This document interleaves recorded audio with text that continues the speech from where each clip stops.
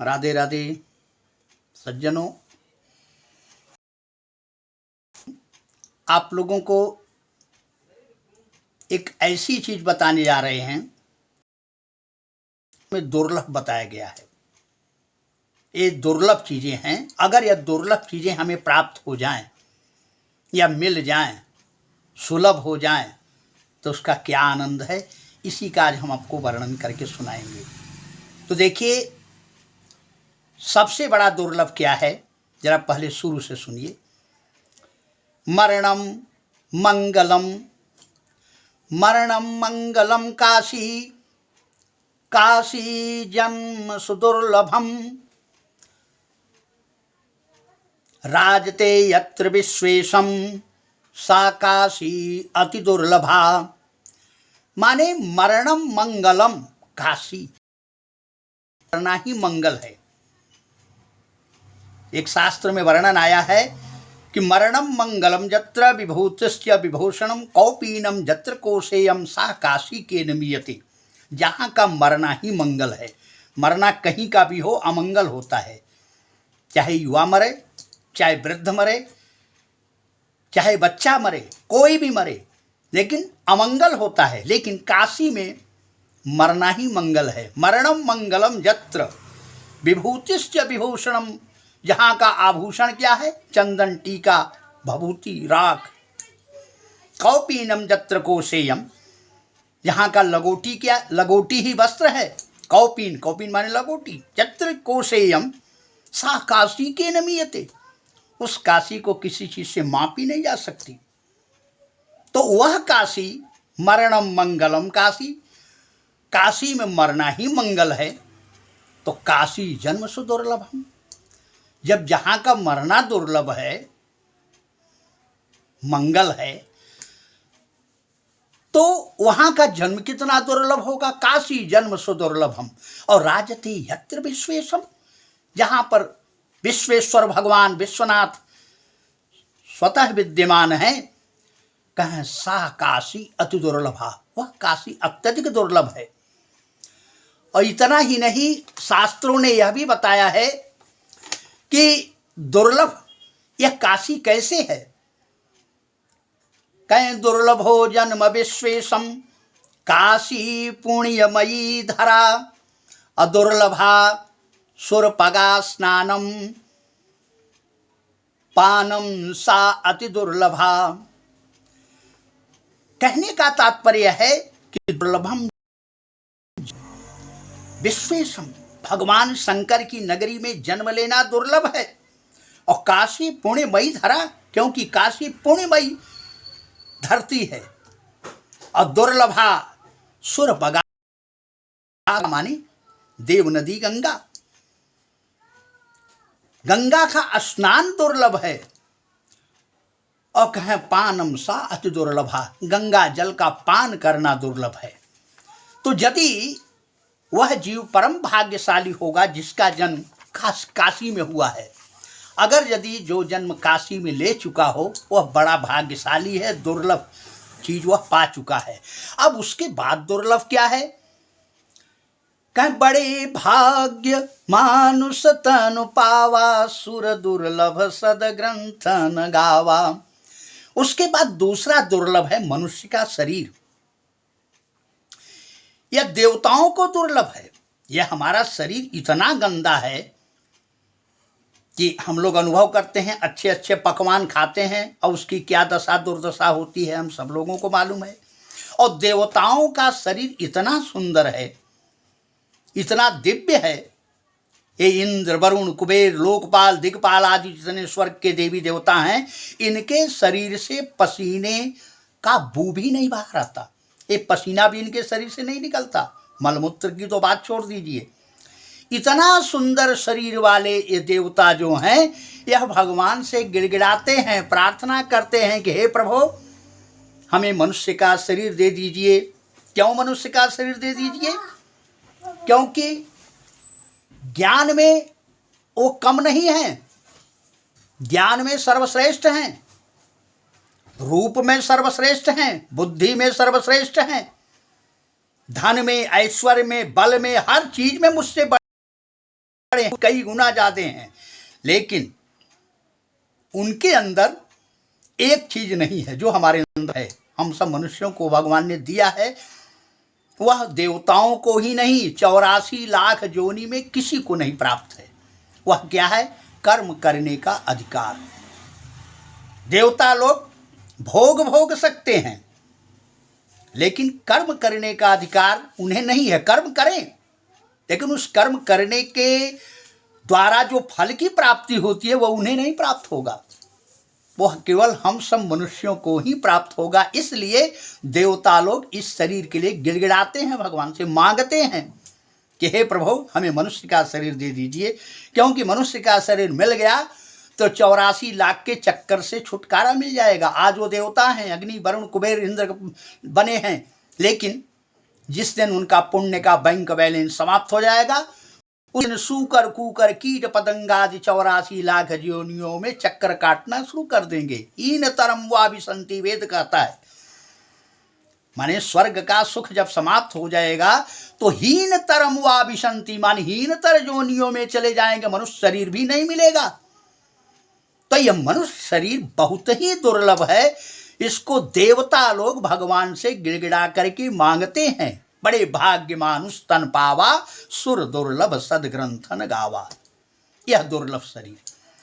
फिर उसके बाद इसी दुर्लभता को श्रीमद् भागवत महापुराण में कहा है, निर्देशम सुदुर्लभम प्लवम सुकल्पम गुरु कर्णधारम मयानुकूलेन नभस्पतेरितम पुमान भवाब्धिम न तरे सयात्मा। निर्देश शरीर, यह मनुष्य का शरीर दुर्लभ है। भागवत के 11वें स्कंद के 20वें अध्याय का 17वां श्लोक, निर्देह माध्यम, यह मनुष्य का शरीर दुर्लभ है। तो मनुष्य यदि हम प्राप्त कर लिए, पहली बात तो काशी में जन्म लेना दुर्लभ है, और काशी में यदि कोई जन्म ले लिया और भगवान की कृपा से वह मनुष्य भी है और काशी में जन्म भी हो गया, तो ये दो दुर्लभ चीजें तो उसे मिल गई। अब उसे तीसरा दुर्लभ चीज क्या है? मोक्ष। मोक्ष की प्राप्ति करना। अति दुर्लभ कैवल्य परम पद वेद पुराण निगमयागम बद। अब कैवल्य पद अर्थात मोक्ष की प्राप्ति करना, मोक्ष को प्राप्त करना, ये दुर्लभ है, अति दुर्लभ। कैवल्य, कैवल्य माने मोक्ष, मोक्ष प्राप्त करना यह दुर्लभ है। और फिर उसके बाद अगर मनुष्य हम हो गए, काशी में जन्म भी दुर्लभ मिल गया, मनुष्य शरीर दुर्लभ मिल गया, मोक्ष की कामना भी जाग गई, यह भी दुर्लभ चीज मान लीजिए भगवत कृपा से हमें प्राप्त हो गया। तो एक दुर्लभ और है, कहें क्या? कहें जितने मनुष्य हैं उन मनुष्यों में सर्वश्रेष्ठ है ब्राह्मण। दुर्लभा मानुषी जाति सर्वजाति सुभारते प्रशस्तः सर्वकर्म सर्वेभ्यो ब्राह्मणः श्रेष्ठः प्रशस्तः सर्वकर्मसु। माने सर्वेभ्यो ब्राह्मणः श्रेष्ठः। यह देवी भागवत के 9वें स्कंद के 29वें अध्याय का 23वां श्लोक है। ये श्लोक क्या कहें? दुर्लभा मानुषी जाति, माने मनुष्य जाति में जन्म लेना अर्थात मनुष्य बन जाना यह दुर्लभ है। देवी भागवत कह रहा है दुर्लभा मानुषी जाति सर्वजाति सुभारते। समस्त जातियों में भारतवर्ष में जन्म लेना यह दुर्लभ है। और सर्वेभ्यो ब्राह्मणः श्रेष्ठ, इन समस्त मनुष्यों में सर्वश्रेष्ठ ब्राह्मण है। सर्वेभ्यो ब्राह्मणः श्रेष्ठ, इन समस्त मनुष्यों में ब्राह्मण श्रेष्ठ है। कहें क्यों श्रेष्ठ है? कहें प्रशस्तः सर्वकर्मसु, वो जितने भी कर्म संसार में बताए गए हैं ये सारे कर्म के लिए ब्राह्मण को ही विहित माना है वेद पुराण शास्त्र ने। तो यदि कोई ऐसा भाग्यशाली हो जिसका जन्म काशी में हुआ हो, दुर्लभ चीज प्राप्त हो गई हो, फिर वह मनुष्य शरीर प्राप्त कर लिया हो, यह भी दुर्लभ चीज मिल गई हो, और उसके बाद मोक्ष की प्राप्ति की कामना अंदर जाग जाना यह दुर्लभ है। और यह दुर्लभ के बाद यदि ब्राह्मण का शरीर पा गया यह दुर्लभ है। तुलसीदास जी भी रामायण में कहते हैं, चरम देह द्विज कर मैं पाई, अवति दुर्लभ पुराण श्रुति गाई। काकभुसुंडी कह रहे हैं गरुड़ जी से कि पराकाष्ठा सीमा, जो देह की सबसे बड़ी पर्सनालिटी या सबसे बड़ा जो सुप्रीम पावर शरीर है, सर्वोपर शरीर जो है वो ब्राह्मण का शरीर है। काकभुसुंडी कह रहे हैं गरुड़ जी से कि पाई अवति दुर्लभ पुराण श्रुति गाई। वेद पुराण आदि जिसको दुर्लभ कहते हैं वह शरीर में प्राप्त किया। अब यदि यह सब आप प्राप्त कर लिए तो अब उसके बाद क्या दुर्लभ है? क्या सत्संगति दुर्लभ संसारा, अनिमिख दंड भरिए कहूँ बारा। सत्संग दुर्लभ है। अगर सत्संग, सज्जनों का संग, सत्संग, सत्संग का मतलब यह नहीं कि कहीं कथा हो रही है मैं सुनने बैठ गया, वो सत्संग है। सताम संगति सत्संगति कथ्यते परेशान प्राणीनाम हित भावनाय सुहानि लाभयो चिंताम अकृत्वा जानि कार्याणि क्रियन्ते तानि सत्संगानि कथ्यन्ते। शास्त्र कहता है कि सत्संग का अर्थ होता है सत्य का संग। कथा वार्ता सुनना जिसमें दुनिया भर की बातें आजकल के वक्ता लोग बतलाते हैं, ये नहीं, किसी संत महापुरुष के द्वारा जो सत्य है, या भगवान की कथा ही कोई कहने वाला व्यक्ति हो, अन्य कोई बात न बतावे, बरगलाने वाली बात न बतावे, श्रोताओं को लुभाने वाली बात न बतावे, हमारे कल्याण की कामना से केवल जीव के कल्याण हेतु तत्व ज्ञान आदि भगवान से संबंधित बातें ही बतावे, उसी का नाम है सत्संग। तो यह सत्संग दुर्लभ है। सत्संगत दुर्लभ संसारा, निमिक दंड भरी एक बारा। निमिक दंड भरी एक बार भी अगर सत्संग मिल गया है दुर्लभ है। अब जरा विचार कीजिए, अगर तुलसीदास जी बेचारे जानते रहे होते कि एक समय ऐसा आएगा कि घर घर में सबके टेलीविज़न रहेगा और घर बैठ करके लोग कथा प्रवचन सुनते रहेंगे टीवी पर, तो भी चौपाई लिखते बेचारे? नहीं नहीं, सत्संगत दुर्लभ किसको कहा गया है? तुलसीदास जी किस ध्येय से कहे हैं कि सत्य का संग, अर्थात सत्य केवल एक परमात्मा है और परमात्मा का ज्ञान से संबंधित जो बात कहीं कही जाए किसी के द्वारा, तो उसका नाम है सत्संग। ये भजन कीर्तन आदि करके नचाना गवाना, ये नृत्य कराना, ये सब जो है सत्संग नहीं है। ये तो बरगलाना है लोगों को। ये सब बेकार की बातें हैं। मेरी बातों को अन्यथा मत लीजिए, मैं आदरपूर्वक इस बात को समझा रहा हूँ, बता रहा हूँ कि सत्संग ऐसा होती है सताम संगति सत्संगति कथ्यते। सज्जनों की संगत अर्थात सत्य का संगत। नारद जी सच्चे संत थे, वाल्मीकि से एक बार मिले और वाल्मीकि का जो है वह जो दुष्ट पंथा वो समाप्त हो गया। सत्य का संग मिला और सुधर गए। सत्संग सठ सुधर ही सत्संगति पाई, पारस परस कुघात सुहाई। तो इसलिए यह सत्संग दुर्लभ है। मुनि दुर्लभ हरि भगति नर, पावहि बिनहि प्रयास, अजेय कथा निरंतर सुनहि मान विश्वास। जो भगवान की कथा को विश्वास मानकर सुनते हैं तो मुनि दुर्लभ हरि भगति नर, मुनियों के लिए जो दुर्लभ है भगवान की भक्ति वह मिल जाती है, अर्थात भगवान की भक्ति दुर्लभ है। और फिर आचार्य कहते हैं कि मनुष्य का जन्म भी दुर्लभ है और मोक्ष की प्राप्ति करने की कामना हृदय में जागना यह भी दुर्लभ है, और अच्छे सदगुरु का मिलना भी दुर्लभ है। कहते क्या हैं आज जगत गुरु शंकराचार्य कि दुर्लभम त्रयमैवे तत् देवानुग्रह कारकम, मानुषत्वम मोक्षत्वम महापुरुष संभवम। विवेक चूड़ामणि, विवेक चूड़ामणि के तीसरा श्लोक यह है। तो कहने का मतलब यह है कि दुर्लभम त्रयमैवे तत्, तीन चीजें दुर्लभ हैं। कहें मनुष्यत्वम, मनुष्य का शरीर दुर्लभ है। मुमुक्षत्वम, मोक्ष की कामना करना यह दुर्लभ है। महापुरुष संभवम, और भगवत प्राप्त महापुरुषों को प्राप्त करना यह दुर्लभ है। कहीं संत मुनि वेद पुराना, नहीं कछु दुर्लभ ज्ञान समाना। रामायण। माने ज्ञान भी दुर्लभ है, ज्ञान प्राप्त करना यह भी दुर्लभ है।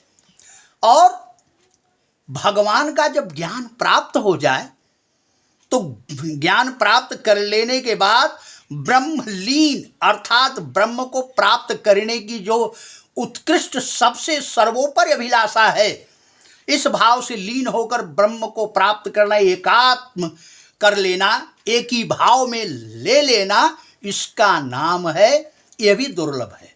इसको विज्ञानी कहते हैं।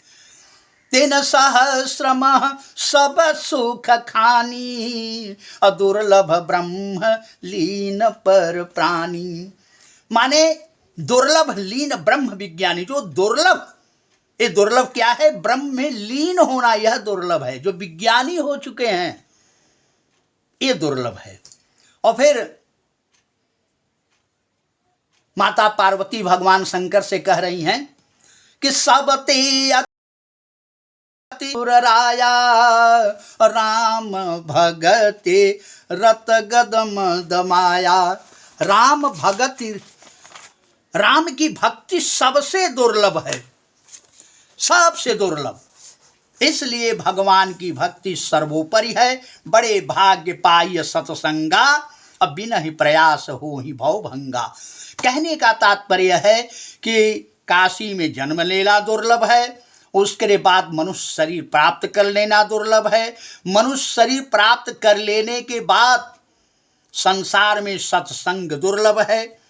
फिर महापुरुष का प्राप्त होना, माने सद्गुरु का प्राप्त होना दुर्लभ है। ढेर सारे ढोंगी गुरु हमें संसार में मिल जाते हैं, वेशभूषा बना करके मिल जाएंगे, लेकिन सद्गुरु नहीं मिलेंगे। तत्व ज्ञान देने वाला, जो असली चीज हमें बता सके, ऐसे इन्हें कहीं खोजने पर मिलते हैं। तो कहने का तात्पर्य है कि सद्गुरु का प्राप्त होना यह दुर्लभ है। मोक्ष की प्राप्ति की कामना जागना यह दुर्लभ है। ब्राह्मण का शरीर पाना यह दुर्लभ है। और ये सारे दुर्लभ चीजें यदि मिल गई हैं तो सबते अति दुर्लभ सुर राया और राम भगति रत गद मत माया। तो सबसे दुर्लभ जो है भगवान की भक्ति को प्राप्त करो, यही कामना रखी। तो संसार में सबसे दुर्लभ वस्तु केवल एक मान लीजिए कि वह क्या है? भगवान की भक्ति। शेष बातें फिर कभी दूसरे प्रकरण में बताएंगे। जय श्री राधे, राधे राधे।